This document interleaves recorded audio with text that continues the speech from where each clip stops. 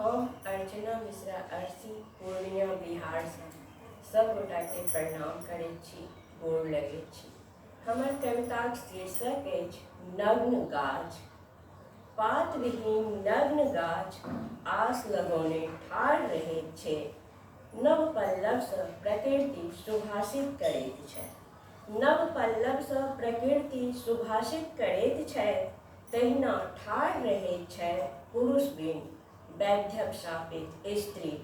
तऽ किएक नहि हुनको नव जिन्दगीमे प्रवेश कराओल जाइत छै। तऽ किएक नहि हुनको नव जिन्दगीमे प्रवेश कराओल जाइत छै। ओ अपन बसंतक एकांशो नहि पार करैत छै। पहाड़ सन जिंदगी आगाँमे ठाढ़ छै।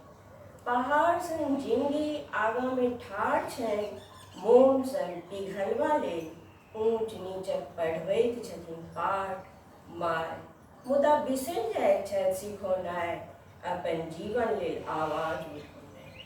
मुदा बिसरि जाइत छथि सिखौनाइ अपन जीवन लेल आवाज उठौनाइ। स्त्री छी अहाँ, दुनू कुलक मर्यादाक रक्षाक डोर छी।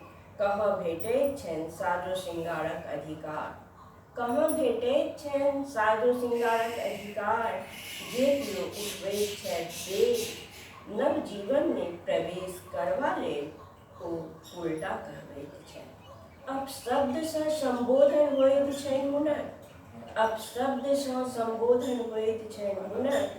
अपनामे प्रेम धैर्य त्याग समेटने छथि मर्यादाक लेल।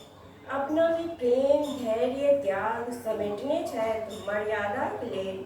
लेकिन पात विहीन नग्न गाछ श्रृंगार करैत छथि प्रकृति।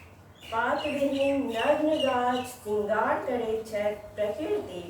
तऽ वैधव्य शापित स्त्री किएक नहि समाज, किएक नहि समाज, किएक नहि समाज। धन्यवाद।